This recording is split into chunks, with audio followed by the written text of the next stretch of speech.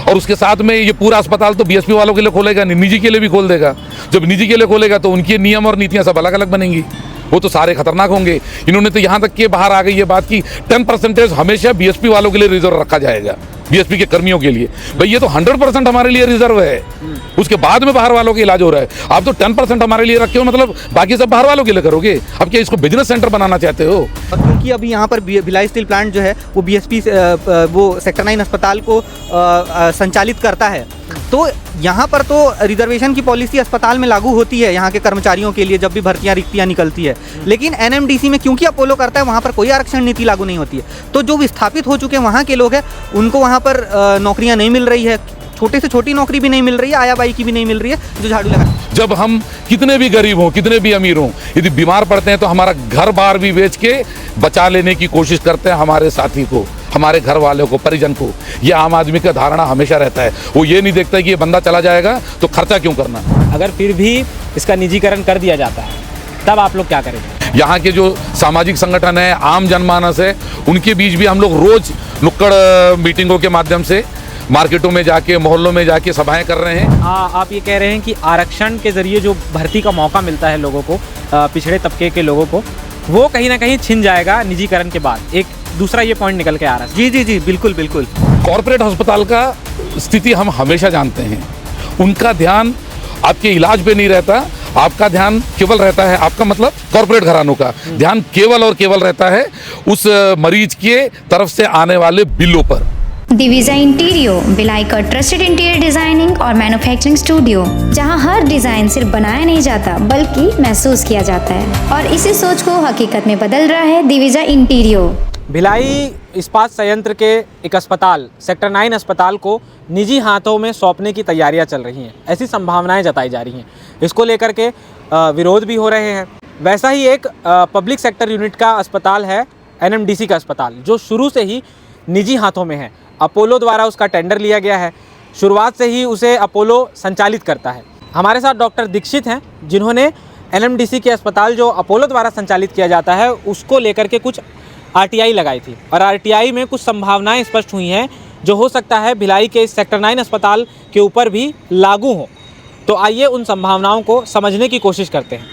दीक्षित, आप सबसे पहले ये बता दीजिए कि आपने जो आरटीआई लगाई थी वो क्यों लगाई थी और क्या संभावनाएं और उसमें क्या बाहर निकल के आया है? शारिक, सबसे पहले आपका धन्यवाद मुझे यहाँ पर बुलाने के लिए। और आज जब हम ये शूट कर रहे हैं, आज 15 नवंबर है, धरती आबा बिरसा मुंडा जी का जन्म दिवस है आज। और ये बात करना धरती आबा बिरसा मुंडा जी के बारे में इसलिए अभी ज़रूरी हो जा रहा है क्योंकि आपने एनएमडीसी की बात करी और वो शेड्यूल 5 के इलाके बस्तर में स्थापित है, बचेली और किरंदुल में। अब बड़ी बात यह है कि मैंने आरटीआई जो लगाई थी वो इस संबंध में थी, इस साल में लगभग सेम पदों के लिए बार बार इंटरव्यू रखे गए हैं जो बार बार कैंसिल हो जा रहे हैं। 3 बार वो हो चुका है, एक बार फरवरी में रखा गया था, एक बार जून में रखा गया था और एक बार सितंबर में रखा गया था। इन 3 इंटरव्यू में से 2 इंटरव्यू में मैं अब तक बैठ चुका हूँ। दूसरे इंटरव्यू में मुझे सेलेक्ट कर लिया गया था, मुझे जो रीजनल हेडक्वार्टर रायपुर का है वहाँ से कॉल भी आ गया था कि आप सेलेक्ट हो गए हैं। उसके बाद मुझे कॉल लेटर भेजे जाने की बात कही उन्होंने, पर वो जब तक मेरे पास में 2 महीने में आया नहीं तो मैंने आरटीआई लगाई कि क्या हुआ, इंटरव्यू कैंसिल हो गए हैं क्या।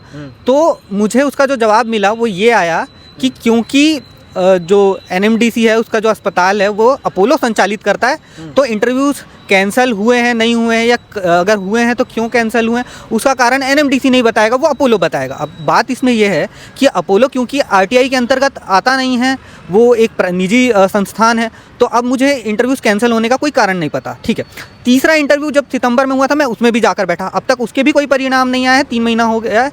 और मैंने जब दोबारा आरटीआई लगाई कि चलिए आप ये नहीं बता सकते कि इंटरव्यू क्यों कैंसिल हो रहे, तो मुझे ये तो बताइए कि 3 बार इंटरव्यूज़ कारण ही कैंसिल हो चुके हैं। एनएमडीसी हर बार अपोलो को ये इंटरव्यू ऑर्गेनाइज करने के लिए चिकित्सकों के उनको भुगतान कर रहा है क्योंकि इसमें जनता का पैसा लगता है। और बात यह है कि जितने बार इंटरव्यूज़ ऑर्गेनाइज होते हैं उसमें जो अभ्यर्थी आते हैं इंटरव्यू देने के लिए और जो सीनियर डॉक्टर आते हैं इंटरव्यू देने के लिए, उन सभी को टीए और डीए का भुगतान होता है। वहाँ पे इंटरव्यू आयोजन करने के लिए पैसे लगते हैं, ये सब जनता के टैक्स के पैसे से आता है, पहली बात। तो इस चीज़ को इसकी भरपाई एनएमडीसी बिना कारण बताई अपोलो को क्यों करता जा रहा है लगातार। दूसरी बात यह है कि देखिए, जैसे भिलाई स्टील मतलब इंटरव्यू को जो करने में जो टीए-डीए का खर्चा है वो एनएमडीसी देता है जी, लेकिन अपोलो बार बार इंटरव्यू करवा रहा है, 3 बार करवा चुका है, सिलेक्शन किसी का नहीं हुआ है। ठीक है, लेकिन जानकारी एनएमडीसी नहीं दे सकता, जी है ना, कि भर्तियों का हो क्या रहा है, इंटरव्यू क्यों बार बार हो रहे हैं। लेकिन जो खर्चा है एनएमडीसी की तरफ से जा रहा है, यानी पब्लिक सेक्टर का एक तरह से पैसा जा रहा है, पब्लिक का पैसा जा रहा है। जी जी जी बिल्कुल। और जो इंटरव्यूज़ है वो न केवल रायपुर में होते हैं, वो विशाखापट्टनम में भी होते हैं। तो बहुत सारे हमारे यहाँ के भी जो बच्चे हैं वो कई बार रायपुर का इंटरव्यू मिस हो जाने पे विशाखापट्टनम जाकर भी इंटरव्यू देते हैं, और वो अपना बिल भी लगाते हैं ट्रैवल अलाउंस के लिए। तो उनको भुगतान आ रहा है पर उनका सिलेक्शन नहीं हो रहा, और ये 3 बार ये प्रक्रिया हो चुकी है। अब बड़ी बात ये है कि क्योंकि एनएमडीसी जो है वो आदिवासी बाहुल इलाके में, शेड्यूल 5 के इलाके में है, और वहाँ पर आरएनआर पॉलिसी, जो रिहेबिलिटेशन एंड रिस्टोरेशन पॉलिसी जो लागू होती है, जो वहाँ के विस्थापित हो चुके आदिवासी जनजाति के जो लोग हैं उनके लिए। तो ऐसे में अगर एक अस्पताल संचालित कर रहा है एनएमडीसी, और क्योंकि अभी यहाँ पर भिलाई स्टील प्लांट जो है वो बीएसपी वो सेक्टर 9 अस्पताल को संचालित करता है, तो यहाँ पर तो रिजर्वेशन की पॉलिसी अस्पताल में लागू होती है यहाँ के कर्मचारियों के लिए जब भी भर्तियाँ रिक्तियाँ निकलती है। लेकिन एनएमडीसी में क्योंकि अपोलो करता है, वहाँ पर कोई आरक्षण नीति लागू नहीं होती है। तो जो विस्थापित हो चुके वहाँ के लोग हैं उनको वहाँ पर नौकरियाँ नहीं मिल रही है, छोटे से छोटी नौकरी भी नहीं मिल रही है, आया बाई की भी नहीं मिल रही है जो झाड़ू लगाने, क्योंकि अपोलो आरक्षित नहीं रखता है उस चीज़ को। अभी सेम चीज़ यहाँ पर जब आरक्षण की नीति चली जाएगी, जब ये प्राइवेट इंस्टीट्यूशन हो जाएगा, तब फिर यहाँ की छत्तीसगढ़, क्योंकि मुख्यतः आदिवासी बाहुल इलाका है, यहाँ पर 32% आदिवासी रिजर्वेशन है, तो ये एक संभावना है जो आदिवासियों के लिए गायब हो रही है, वो चीज़ दिखाई देती है। दूसरी बात, जैसे मतलब आप ये कह रहे हैं कि आरक्षण के ज़रिए जो भर्ती का मौका मिलता है लोगों को, पिछड़े तबके के लोगों को, वो कहीं ना कहीं छिन जाएगा निजीकरण के बाद। एक दूसरा ये पॉइंट निकल के आ रहा है। जी जी जी बिल्कुल बिल्कुल।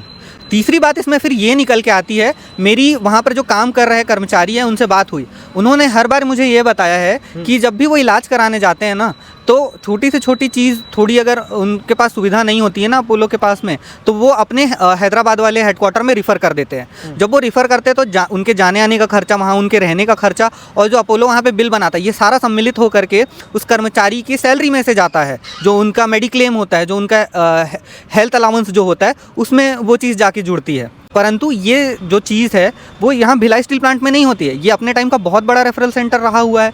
यहाँ पर अधिकांश जो अलग अलग प्लांट है वहाँ से मरीज यहाँ लाए गए हैं, यहाँ पे सर्व सुविधा है। वो प्राइवेट सेक्टर होने के बाद आज तक वो सुविधाएं नहीं दे पाया है, और इसलिए बार बार एनएमडीसी बचेली से लोगों को क्या बोलते हैं हैदराबाद रिफ़र किया जाता है। आपको जानकारी ना हो तो मैं बता दूं, जगदलपुर से एक हैदराबाद के लिए अलग से फ़्लाइट चलती है, उतनी फ़्लाइट तो रायपुर के लिए नहीं चलती, जबकि छत्तीसगढ़ की राजधानी रायपुर है। हैदराबाद के लिए इनको इसीलिए चलानी पड़ती है क्योंकि वहाँ से मरीज जाते हैं। डॉक्टर दीक्षित, ठीक है, आप निजीकरण के नुकसान बता रहे हैं, तमाम नुकसान अपनी जगह वाजिब हैं, आपके तर्क अपनी जगह ठीक है, लेकिन निजीकरण के कुछ फ़ायदे भी तो हो सकते हैं। हो सकता है कि जो प्राइवेट कंपनी ठेका ले अस्पताल का, वो मॉडर्न मशीनें, अत्याधुनिक उपकरण लेकर के आए और ज़्यादा एम्प्लॉयज़ को रखे, क्योंकि उनको सैलरी कम देनी पड़ती है। ये भी तो हो सकता है। मैं शारिक आपको ये चीज़ स्पष्ट करना चाहूँगा, क्योंकि हम यहाँ एनएमडीसी और भिलाई स्टील प्लांट के सेक्टर 9 हॉस्पिटल को कंपेयर कर रहे हैं। भिलाई स्टील प्लांट का सेक्टर 9 हॉस्पिटल क्योंकि सरकारी है, फिर भी उसके पास में सारी सुविधाएं, सारी मशीनरी अवेलेबल है। और जो एनएमडीसी द्वारा, अपोलो द्वारा संचालित वहाँ का अस्पताल है, वहाँ आज भी सारी सुविधाएं नहीं उपस्थित है। वो आज भी स्पेशलिस्ट डॉक्टरों के लिए इंटरव्यू ले रहे हैं और बार बार उसको कैंसिल कर रहे हैं। पता नहीं वो किस सैलरी पे हमसे काम करवाना चाहते हैं, है ना। तो ये तो सिरे से मैं खारिज कर देता हूँ आपकी इस बात को कि प्राइवेट हॉस्पिटल हो जाने से या प्राइवेट उसमें सर्विस प्रोवाइडर के आ जाने से सुविधाएँ, गुणवत्ता सुधरती है। बिल्कुल ऐसा नहीं है, पड़ता है। भिलाई में अन्य निजी अस्पताल तो पहले से भी मौजूद हैं, और ये जो अस्पताल है मुख्यतः बीएसपी के कर्मचारियों के लिए, पब्लिक सेक्टर्स के कर्मचारियों के लिए ही है। उनका तो फ़ायदा है, लेकिन भिलाई के जो आम लोग हैं उनका कैसे फ़ायदा है? भिलाई के आम लोग भी भिलाई सेक्टर 9 के अस्पताल में आकर के अपना इलाज कराते रहे हैं। मैं आपको ये चीज़ बताना चाहूँगा कि क्योंकि ये भिलाई स्टील प्लांट जो है वो सरकारी अस्पताल है, यहाँ पर न केवल भिलाई स्टील प्लांट के कर्मचारी, बल्कि जो पटरी पार अन्य जो निजी अपना काम करते हैं या राज्य शासन के अधीन भी जो काम करते हैं, वो भी यहाँ पर आकर के कई बार इलाज करवाते हैं। डेंटल ओपीडी तो मोस्टली बाहर वालों से ही भरी रहती है, अगर आप जा कर के देखेंगे तो यहाँ की।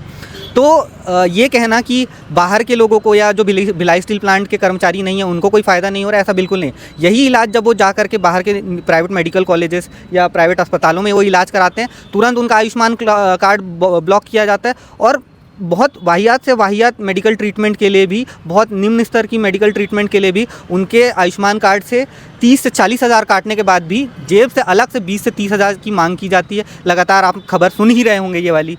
सबसे पहला सवाल मेरा आप लोगों से यह है कि जो बीएसपी का जो ये सेक्टर 9 अस्पताल है, इसकी क्या महत्ता है? इसने अभी तक चाहे बीएसपी के कर्मचारी हों या भिलाई के अन्य लोग हों, इनको क्या क्या दिया है? आप थोड़ा सा इसके इतिहास के बारे में बता दीजिए। भिलाई स्टील प्लांट का जो अस्पताल है, ये भिलाई स्टील प्लांट के कर्मचारियों के लिए बनाया गया अस्पताल है और ये 3 पीढ़ियों से सेवा कर रही है यहाँ के कर्मचारियों को, उनके परिजनों के लिए जो यहाँ से सेवानिवृत्त होते हैं और उनके परिजन जो हैं, इन सब के लिए। इसके साथ में यहाँ का जो सपोर्टिंग पॉपुलेशन है, यहाँ के सपोर्टिंग पॉपुलेशन में यहाँ के रहवासी भी आते हैं, यहाँ के पुलिस वाले भी इलाज कराते हैं, यहाँ के बैंक्स के लोग भी, LIC के लोग भी, यहाँ के प्राइवेट स्कूल के लोग भी, यहाँ के रहवासी सभी यहाँ पर इलाज कराते हैं। तो ये एक इम्पॉर्टेंट अस्पताल है और पूरे मध्य भारत का सबसे बड़ा रेफरल सेंटर हुआ करता था। यहाँ पर राउरकेला, दुर्गापुर, बोकारो, उन सारे जगहों से रेफर होकर यहाँ पर इलाज कराने आते थे। तो इतना बड़ा अस्पताल है जिसके ऊपर में ये लोग कुछ नई कोशिशें कर रहे हैं। लेकिन एक चीज़ इसका इम्पोर्टेंस ये है कि इस अस्पताल के अंदर में सर्व सुविधा युक्त इक्विपमेंट्स है हर क्षेत्र में। अब आप देखोगे नॉर्मली तो ब्लड बैंक, मध्य भारत का सबसे शानदार ब्लड बैंक हमारे पास है जिसको NABH का सर्टिफिकेशन मिला हुआ है। ये नॉर्मली बहुत कम अस्पतालों को मिलता है। यहाँ पर छोटे बच्चों का जो यूनिट है, जो नवजात शिशु लोगों का, आसपास के अस्पतालों में कभी भी किसी शिशु के साथ प्रॉब्लम आता है, डिलीवर्ड होने के बाद में कुछ कॉम्प्लिकेशन आता है तो यहाँ तुरंत भेज दिया जाता है, क्योंकि यहाँ अत्याधुनिक एक वो छोटी सी यूनिट है। यहाँ का जो बर्न यूनिट है, यहाँ का बर्न यूनिट के टक्कर में देश के बड़े बड़े बर्न यूनिट टकरा नहीं पाते हैं, इतने सर्व सुविधा युक्त बर्न यूनिट है। वहाँ के दूसरे जगह के बर्न यूनिट के बड़े डॉक्टर ही बोलते हैं कि आप लोग के जैसा बर्न यूनिट हमारे पास में नहीं है। यहाँ पर एक और खासियत है, यहाँ 890 करीब बेड हैं और उन बेडों तक के, हर बेड तक के हमने ऑक्सीजन पहुँचा दिया। डायरेक्ट ऑक्सीजन जाता, कोई सिलेंडर लगाने की ज़रूरत नहीं है हमको, सीधा ऑक्सीजन की सप्लाई है। ऑक्सीजन की यूनिटें हैं, 8 मंजिले का बिल्डिंग है, यहाँ पर MRI, टेस्ला MRI मशीनें हैं। तो इतने सर्व सुविधा युक्त अस्पताल बहुत कम आपको मिलेंगे, ये इसकी खासियत है। इस अस्पताल के निजीकरण की जो बातें आ रही हैं, संभावनाएं जताई जा रही हैं, वो बाहर कैसे आई? क्या बीएसपी ने इसकी तरफ से कोई ऑफिशियल स्टेटमेंट दिया? दरअसल ये बात प्रबंधन के ही अधिकारियों की तरफ से बाहर आ गई थी कि करीब 6 से 8 महीना पहले सेल प्रबंधन इस्पात मंत्रालय के कहने पर इस अस्पताल के बारे में कुछ निर्णय करने के लिए एक कंसल्टेशन को हायर किया जिसका नाम है डेलॉयट। डेलॉयट अलग अलग जगहों में कंसल्टेशन देता है, कोई दिक्कत नहीं है। लेकिन वो रिपोर्ट जब धीरे धीरे सामने में आने लगी तो बात खुलासा होने लगा और हमने ये मांग किया कि ये जो क्या चीज़ है, ये मामला पूरा क्या चीज़ है। तो हमारी पूरी टीम, महिलाओं के साथ, बच्चों के साथ पूरी टीम यहाँ पर पहुँच गई और मैनेजमेंट को चिट्ठी दिए कि आप हमारे अस्पताल को, हम उसके स्टेक होल्डर्स हैं, यहाँ पर ऑफिसर एसोसिएशन है, ट्रेड यूनियन है, इनसे बातचीत किए बिना हमारे अस्पताल के बारे में आप निर्णय नहीं कर सकते। तो उन्होंने क्या किया कि जब जब उनसे जाके मिल रहे हैं वो बोल रहे हैं कि हम भी इसके ऊपर में एकदम बहुत कड़ा स्टेप लिए हैं और हमने मना किया कि इस अस्पताल का निजीकरण मत कीजिए। ये हायर मैनेजमेंट भी बोल रही है। और जब पहले दिन हम जब यहाँ पर घेराव करने आए तब PRO की तरफ से ये स्टेटमेंट जारी हो गया अखबार के माध्यम से कि अभी केवल कंसल्टेशन किए हैं, अभी इसका निजीकरण नहीं कर रहे हैं। कंसल्टेशन किस लिए किए भाई? कंसल्टेशन किस लिए किए? आप बाहर से क्यों मंगाए? तो CITU का ये स्पष्ट कहना था कि हमारे पास में विद्वान अधिकारी हैं, लाखों रुपए हम तनख्वाह देते, विद्वान अधिकारी हैं, हमारे पास में हजारों हजार विद्वान कर्मचारी हैं, एक से एक कंसल्टेशन दे सकते हैं और बता सकते हैं कि अस्पताल को कैसे और बेहतर किया जा सकता है। हम लगातार चिट्ठियां देते हैं, हमारे 29 पॉइंट का एक तो मांग पत्र भी पड़ा हुआ है, अभी एक और मांग पत्र तैयार हुआ है। हम इसको एक समय में मेडिकल कॉलेज में तब्दील करने की बात कर चुके हैं ताकि यहाँ पर प्रोफेसर आएंगे पढ़ाने वाले और पोस्ट ग्रेजुएशन स्टूडेंट्स आएंगे MBBS वाले जो मास्टर्स करने आएंगे, तो ना डॉक्टरों की कमी रहेगी, ना स्टाफ की कमी रहेगी, ना पढ़ाने वाले हायर रैंक के प्रोफेसर्स की कमी रहेगी। तो अस्पताल तो बहुत शानदार तरीके से चलेगा। कई किस्म के कंसल्टेशन दे चुके हैं, हम अपनी बात को रख चुके हैं हमेशा। वो तो हमारा कंसल्टेशन ही है ना जो आपको दे रहे हैं, सलाह दे रहे हैं। लेकिन कहीं ना कहीं इस्पात मंत्रालय इस बात के लिए बोलता है कि इस्पात उद्योग का काम केवल इस्पात बनाना है, उसको ना एजुकेशन चलाना है, ना टाउनशिप चलाना है, ना स्वास्थ्य चलाना है।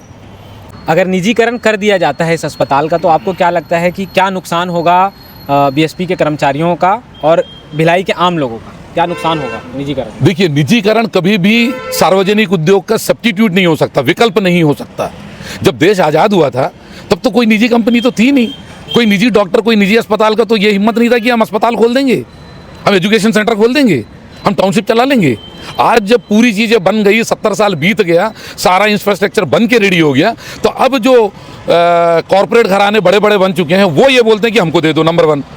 दूसरा ये है कि कॉरपोरेट अस्पताल का स्थिति हम हमेशा जानते हैं, उनका ध्यान आपके इलाज पे नहीं रहता, आपका ध्यान केवल रहता है, आपका मतलब कॉरपोरेट घरानों का ध्यान केवल और केवल रहता है उस मरीज के तरफ से आने वाले बिलों पर, कि कितना बड़ा बिल बन सकता है इसके नाम से। तो आज के तारीख में भी हम देखते हैं कि इस अस्पताल में कुछ डॉक्टरों की कमी आ रही है, क्योंकि ना केंद्र ने जान के यानी भर्ती पर पाबंदी लगा दिया पूरी तरीके से। नई डॉक्टरों की भर्ती नहीं हो रही है, नया टेक्निकल स्टाफ की, नर्सिंग स्टाफ की भर्ती नहीं हो रही है। तो आपने निश्चित रूप से ऊपर से कुछ कोशिश किया, तो यहाँ से मरीजों को कुछ इलाज के लिए बाहर भेजना पड़ता है। बाहर भेजते हैं तो करोड़ों रुपया खर्चा आ रहा है साल भर में। तो प्रबंधन ये बोल रहा है कि हमारे ऊपर में 180 करोड़ का भार आ रहा है। तो CITU स्पष्ट रूप से ये बोल देना चाहता है कि कभी भी स्वास्थ्य के मामले में कॉस्ट नहीं देखा जाता। जब हम कितने भी गरीब हों, कितने भी अमीर हों, यदि बीमार पड़ते हैं तो हमारा घर बार भी बेच के बचा लेने की कोशिश करते हैं हमारे साथी को, हमारे घर वालों को, परिजन को। यह आम आदमी का धारणा हमेशा रहता है। वो ये नहीं देखता कि ये बंदा चला जाएगा तो खर्चा क्यों करना। तो इसीलिए स्वास्थ्य के मामले में कॉस्ट नहीं देखा जाता। लेकिन अभी जो कॉरपोरेट को देने के लिए जो लॉजिक दिए जा रहे हैं उसमें ये बोला जा रहा है कि कॉस्ट बहुत बढ़ गया है। तो निश्चित रूप से जब इसको निजी हाथों में दोगे तो कॉस्ट में फर्क आएगा। और उसके साथ में ये पूरा अस्पताल तो BSP वालों के लिए खोलेगा नहीं, निजी के लिए भी खोल देगा। जब निजी के लिए खोलेगा तो उनके नियम और नीतियां सब अलग अलग बनेंगी, वो तो सारे खतरनाक होंगे। इन्होंने तो यहाँ तक के बाहर आ गई ये बात की 10% हमेशा BSP वालों के लिए रिजर्व रखा जाएगा, BSP के कर्मियों के लिए। भाई ये तो 100% हमारे लिए रिजर्व है, उसके बाद में बाहर वालों का इलाज हो रहा है। आप तो 10% हमारे लिए रखे हो, मतलब बाकी सब बाहर वालों के लिए करोगे। अब क्या इसको बिजनेस सेंटर बनाना चाहते हो? ये अस्पताल है और वहाँ पर सेवा से काम होना चाहिए, ना कि पैसा कमाने से। निश्चित रूप से निजीकरण होने के साथ ही ये पैसा कमाने का बहुत बड़ा और पैसा उगाई का बहुत बड़ा सेंटर बन के रह जाएगा। ये कभी भी अस्पताल के लिए बेहतर नहीं हो सकता। मतलब निजीकरण से यह अस्पताल लूट खसोट का एक तरह से अड्डा बन जाएगा, ऐसा कहना है। बिल्कुल, ये उस डायरेक्शन पे भी जा सकता है ये, क्योंकि आज की तारीख में BSP के अंदर में जो कॉस्ट है, BSP के अंदर में जो प्राइवेट वालों का कॉस्ट है अलग अलग टेस्टों का, वो भी भारी पड़ता है बाहर वालों को, क्योंकि बाहर में उससे सस्ता हो रहा है। और BSP के चलते यहाँ के जितने निजी अस्पताल है वो भी अपना रेट बहुत ऊपर नहीं रख पाते हैं। लेकिन इस अस्पताल से डरते हैं सारे लोग। यदि यही निजी हाथों में चला गया तो फिर वो तो इसके ऊपर कोई नियंत्रण BSP का तो रहेगा नहीं कि इस रेट से ऊपर नहीं जाना है, या इसको ऐसे चलाना है वैसे चलाना है। वो तो निजी हाथों का जो निजी मालिक लोग आएंगे या जो निजी समझ के साथ जो मैनेजमेंट आएगी वो जो चाहेगी वो करेगी, तब तो हमारा चलेगा नहीं, क्योंकि वो तो बोलेंगे कि कैसे चलाना, ये तो हम अपने हाथों में ले लिए हैं। और आखिरी में मैं एक बात को और बोलना चाहता हूँ कि ये कॉरपोरेट हो या स्टील मिनिस्ट्री हो या सेल प्रबंधन हो, ये इस बात को क्यों नहीं समझ पाता है कि ये जो नीचे लेवल पे बने हुए जो अस्पताल है, वो अस्पताल नीचे के लोगों के लिए कितना ज़रूरी है।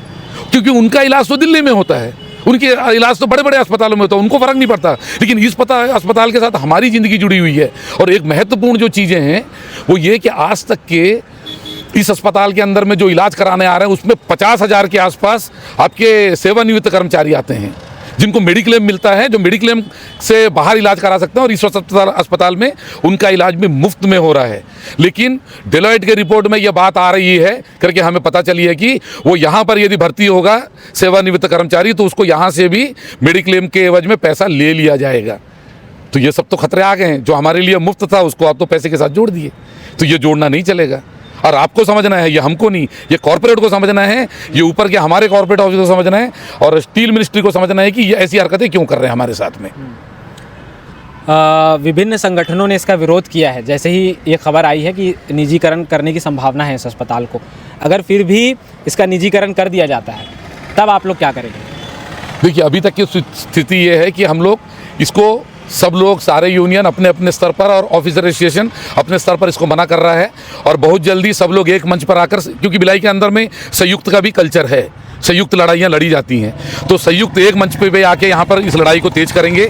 यहाँ के जो सामाजिक संगठन है, आम जनमानस है, उनके बीच भी हम लोग रोज़ नुक्कड़ मीटिंगों के माध्यम से मार्केटों में जाके, मोहल्लों में जाके सभाएं कर रहे हैं कि यदि इतना होने के बावजूद भी यदि दिल्ली से इस आदेश को लागू कर दिया जाता है फोर्सफुली, दादागिरी के साथ, ताकत के साथ, कि इसको निजी हाथों में दे ही दिया जाएगा, तो यहाँ के पूरे जनमानस उठ के आ जाएंगे और अस्पताल के सामने आ जाएंगे सब लोग, और हर हालत में उस निजी कंपनी को नहीं घुसने दे, यह हमारा संयुक्त रूप से प्रयास रहेगा। तो ये आपने सुन लिया, ये हमारे साथ डॉक्टर दीक्षित और मजदूर संगठन के कुछ लोग थे। इन्होंने जो सेक्टर 9 अस्पताल के निजीकरण को लेकर के संभावनाएं जताई हैं, वो अपनी जगह कितनी ठीक है, कितनी गलत है, वो आप सोचिए, विचार कीजिए और हमारे कमेंट बॉक्स में बताइए। और आपको क्या लगता है कि सेक्टर 9 अस्पताल का अगर निजीकरण कर दिया जाता है बीएसपी के द्वारा, इसको निजी हाथों में सौंप दिया जाता है, तो क्या इससे लोगों का फ़ायदा होगा या नुकसान होगा?